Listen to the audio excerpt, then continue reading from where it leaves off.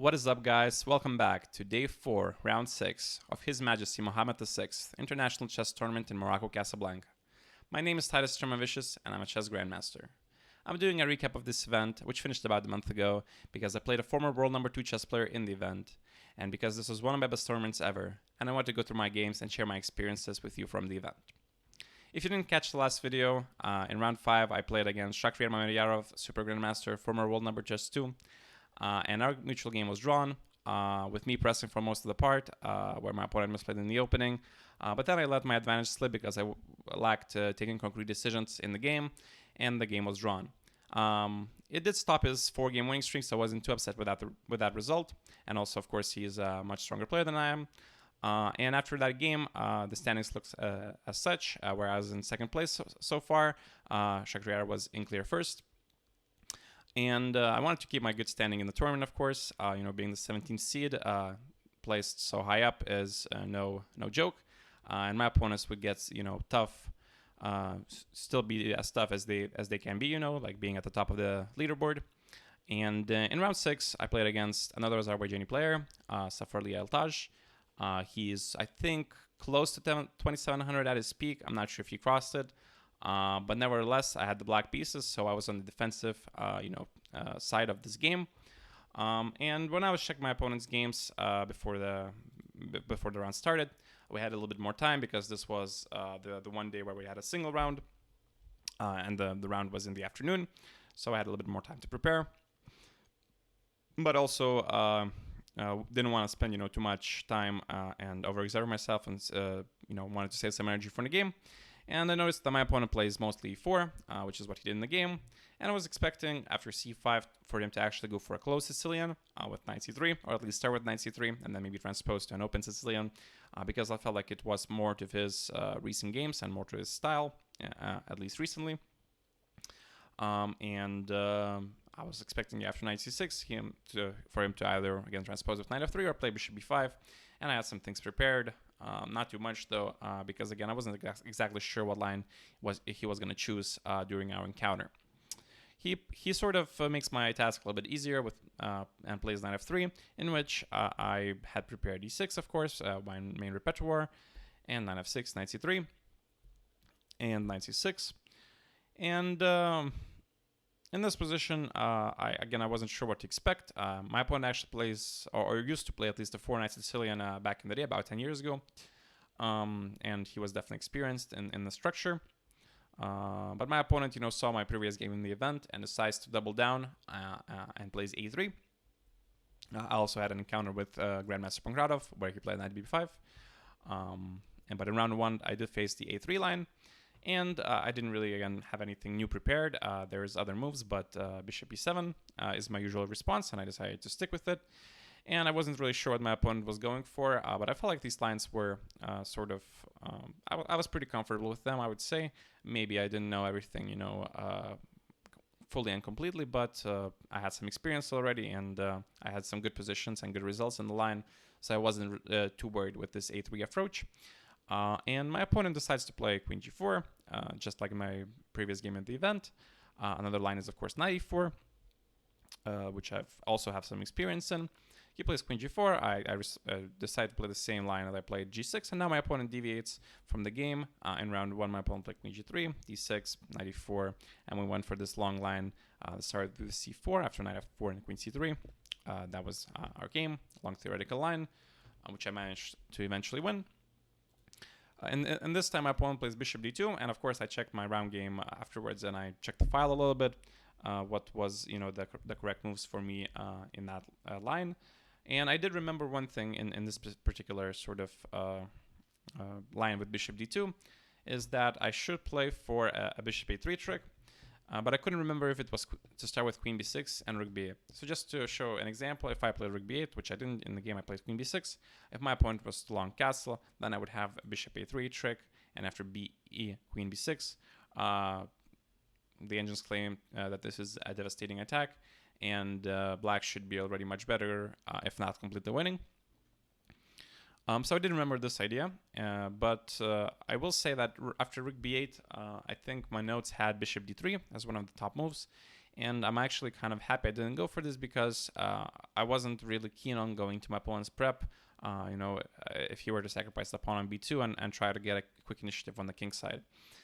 It's not dangerous if you were sort of well prepared and expected to happen, or at least looked at it recently. And I maybe could even figure it out over the board, but I still wouldn't feel very comfortable grabbing a pawn and letting my opponent have the initiative. Queen e6 is a bit of an inaccuracy, though, according to the engine at least, as my opponent responds, I would say, with the most natural response, 94, which looks kind of weird, but it does protect the pawn on b2, which is, of course, quite important. It also frees up the pawn to go to c4 and kick my knight out of the center. In this structure, I would say, white is not very interested in training pieces so far because he has more space. My pieces are a little bit cramped. My structure is a little bit cramped as well. So it does definitely make sense for white to try and keep more pieces on the board. I decided to retreat to c7. I was considering briefly queen b8, but I didn't really see any reason to do so. And after queen g3, I decided to play like I did in my first game and break the sort of tension with d6 and just sort of get some breathing room for my pieces a little bit more. My opponent decides to take. I decided to capture with the bishop on d6, queen f3, short castles. And this is, I would say, the first pivotal moment in the game. I burned a little bit of time here, so I think my opponent was maybe 10 to 15 minutes ahead on the clock to get to this position. But I think here my opponent... I got to talk to him after the game a little bit, and he was very confident in this position during all phases of the game. The engine completely disagreed, and it just shows kind of in his game and his mentality maybe and mindset. This next move, which he played, which was h4, and the computer completely dislikes this move. He thinks it's a waste of time, or it thinks rather it's a waste of time, and I can actually see why it does believe so, because white's king is trained in the center, and you're losing valuable time to sort of, h4, h5 looks like an attractive idea, but I'm also very well sort of always ready to protect the pawn on h7 if there is a need to, and I can always, try and get a counterplay against my opponent's king if it's uncastled in the center. So h4 was not the correct approach in this position. The correct approach was c4, which I kind of already mentioned a little bit earlier. And basically the idea is to attack the knight and kick it out of its best square on d5. And the engine's best response is rook e8 to play for some sort of initiative again against the opponent's king. I didn't really look into these lines too deeply, but it did prefer white a little bit. Obviously, a lot of plays still to be had, but c4 was definitely a more reasonable approach. And even like now, maybe h4 could be a move to consider, as at least I wouldn't have a response, which I played in the game, which was e5. And e5 is a very simple move, grabbing space in the center, also opening up my bishop on c8, and also potentially trying to play for something like e4 to, grab even more space and start creating threats against my opponent's pieces. And here, again, the problem with h4 further shows as my opponent decides to play knight c3, so he now doesn't get the chance to play c4 at all. And I decided to play h5 myself, and I was very happy with this position because I felt like h5 was a very good move, as it always had this idea of bishop g4 with tempo, basically speeding up my development and also attacking the queen and also preventing my opponent from long castling. Knight e4, my opponent plays, takes the dominating square in the center, bishop e7, bishop c4. And here, I didn't realize that I was already significantly better, according to the computer at least. It gives over a point advantage for me in this position. At closer inspection, it does make sense. My pieces are very well placed. I have great control of the center. My opponent is still uncastled. His pieces are, I would say relatively well placed as well, but they don't really have any active sort of prospects in the near future at least. And I think this is the first serious mistake I make in this game, is playing bishop g4. And this move looked attractive to me because, again, it develops a piece with tempo. But it actually has a significant drawback, as after queen g3, the queen actually protects the h4 pawn, and now my opponent is ready to short castle. Had I played, for example, bishop f5, I have no idea what my opponent would have played, because he cannot really castle short, because the pawn on h4 is hanging. And he cannot castle long, because then I could potentially follow up with the bishop g4 and skewer the rook on d1. So my opponent, I don't know what he would have done. It's a very tough position for white, as all of his pieces are sort of developed. but he has no way to create any threats, and he can castle right to make his king safer. So it would be tough to find even a reasonable move for white in that position. Also, his queen is kind of stuck defending the knight on e4, so he can't even clear the knight or the queen rather from the diagonal so that he could castle long. So bishop g4 was definitely inaccurate, but again, I didn't really understand that my position was already much better. And a5 was just kind of a shot to blank space, so to speak, as my opponent wasn't really threatening anything on the queen side in the first place, so it was just a wasted tempo, giving valuable time for my opponent to finally finish his development, and now the position is completely level. So in 2 moves, I managed to spoil what I had when I had a very promising position. But it just shows this, mentality or lack of it when playing against high-rated players, where you don't expect them to be worse out of the opening, as white. So basically, I thought my opponent was playing, reasonably well, and I took it for granted, and I didn't really try to punish him for his overexertion and loose play. Rook e1, rook a1, king g7, just natural moves. I did spend a lot of time because I couldn't find a concrete plan for me here. My opponent plays bishop a2 now. And it's a bit of an inaccuracy according to the computer, but again, it's hard to, sort of to suggest active ideas for white as he has no real plan. Whereas I can still, improve my position quite a bit. Again, this idea makes sense to go for c4, but the engine, for example, shows that after rook d7, c4, knight f4, it claims an advantage for black, and I do see why. Again, my pieces are very well placed. This bishop on e2 is kind of locked behind this pawn on c4. I have very good control of the center. Basically, I have better control of the center is what it comes down to, with my rooks, looking down the d file very soon. And this position would be preferred for black again. Again, I kind of took my opponent's play for granted. I decided to sort of clarify that position with knight f4. I was also getting quite low on time here. I believe 20 minutes, maybe 25 at this point, and I didn't really want to engage in abstract play, so I wanted to sort of clarify that position as quickly as possible. And I saw this line, bishop e4, e4, queen c3, king h6. The king looks kind of weird on h6, but it's actually completely safe, and it's the best move. And first, I didn't like knight f6, which my opponent played in the game, but it turns out it's a mistake, which we'll get to in a bit. The best move was knight g5, which I of course saw. And then when we get this amazing position with the king on g5 with all the heavy pieces still on the board, rook e5, king h6. And during the game, I actually missed that my opponent could take with the rook. And after we were talking in our post-mortem, he claimed that he believed that this is at least +2 for white.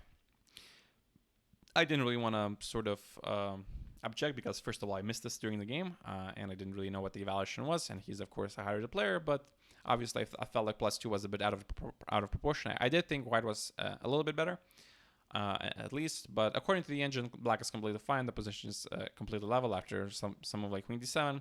Basically, the idea is to try and trade the queens as quickly as possible, and then start to generate some counterplay against the king side, where you have the 4 against 2 majority. So it makes a lot of sense.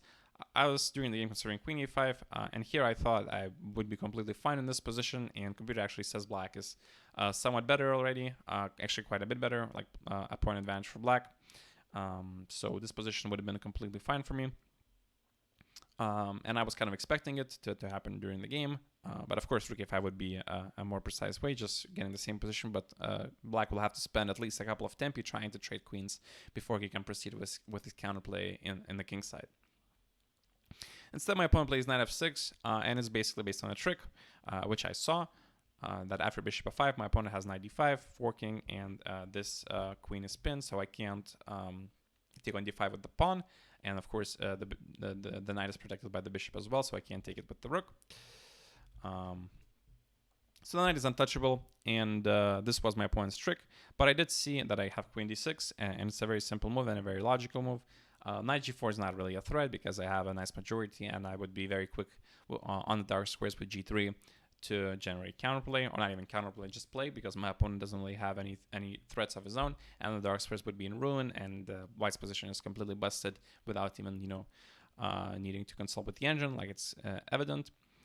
So my opponent can't really take on g4, I felt, and that's where this knight f6 move completely falls apart. If not, if I don't miss the trick on d5, my opponent can't really justify the move in itself because the knight is attacked.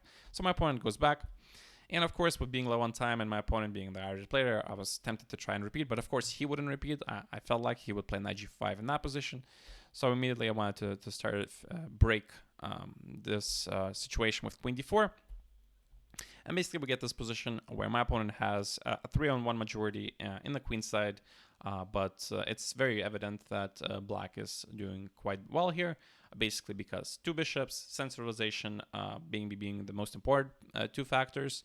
But also my opponent, again, can't really create easy threats against my king, which, again, is a little bit misplaced on h6, but my opponent's pieces are just very passive compared to mine. Like, all of my pieces are very active.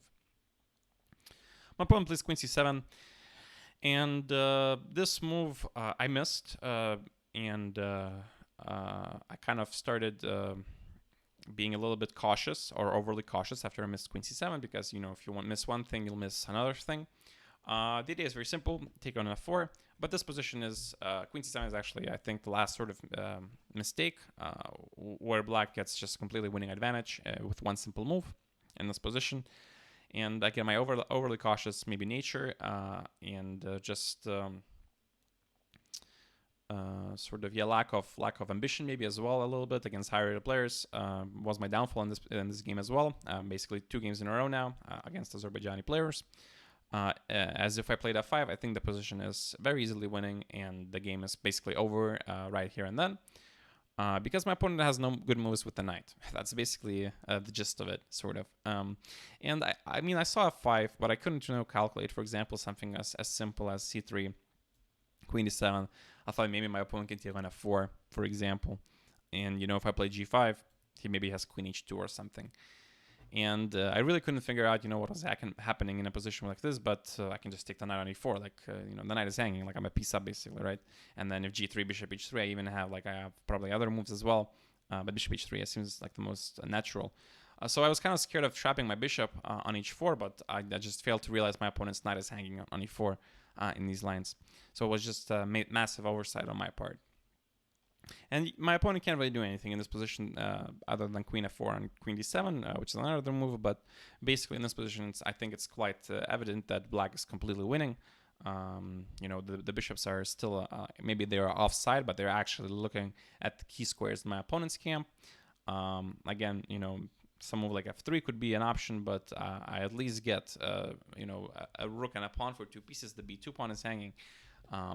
The bishop is trapped, yes, but I have a lot of threats to sort of compensate for that. I can immediately take the rook, for example, and some position like this probably, I'm not looking with the engine, but this seems like it just should be very good after, the other rook comes down to the d file through d8, and I have at least 2 pawns and active rooks, and my position should be just completely winning.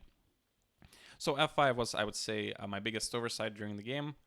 As it would just end the game immediately, and if not c3, knight c3, for example, then obviously the queen immediately protects the pawn on f4, so it's no longer an issue, and I could just, play something like rook f8, for example, and slowly but surely, I would completely overwhelm my opponent on the f2 square, and most likely win the game pretty easily.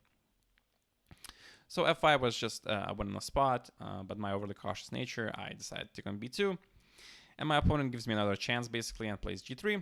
And in this position, both f5 again and f takes g3, I think, were the moves, and play f5 the next move, basically. And I think this position, again, is just completely lost, basically, on the fact that the bishop on e2 is hanging, and my opponent will have to throw in the towel very soon. So basically missing this f5 idea in itself, I don't know, I just overly cautious, I guess, not really calculating lines. I think I did see the move in itself, but it looked a little bit complicated, so I didn't really bother looking through it, especially in this position with, pieces being hanging all over the board. And I played the bishop f6, a very disappointing move, looking back at it, and after queen f4, king g7, knight f6, my opponent offers me a draw, and I decide to accept. As the game, liquefies into a position where I think black is still slightly better, but the position is very solid for white, and there is no sort of direct threats against my opponent's king. So, I mean, yeah, it's obviously a good result to draw against a higher player with black. But again, the way the game went, this was an amazing opportunity to just win the game very easily with this f5 move, which I had in no less than three sort of possible variations. Two happened on the board. One could have happened if I took on g3 first. And after looking at the game and talking to my opponent after the game, my opponent again was very sort of oblivious to how bad his position was. And maybe that's the key in chess. You just have to believe in your position no matter what. If you don't believe in your position, who will? That sort of obliviousness maybe is what I lacked in this game. To sort of well, I guess I was oblivious. I wasn't oblivious. I was actually the opposite of it. I believe my position wasn't as great as it was. But I should just maybe believe more in my position when it comes to playing stronger players. But nevertheless, a draw is a reasonable result. Two really good games by me, I would say, from an opening perspective, where I played my opening. Then in early middle game, my opponents misplayed significantly and I had chances. But then in the later middle game, these chances that I had, I passed them up to remain solid, sort of give up my advantage away to clarify and liquidate the position a little bit. So two draws against the two of the best players in Azerbaijan. Not bad in itself, but definitely could have been more. Regardless, still 3 rounds to go. And thanks for watching, and I'll see you in the recap for the last 3 games.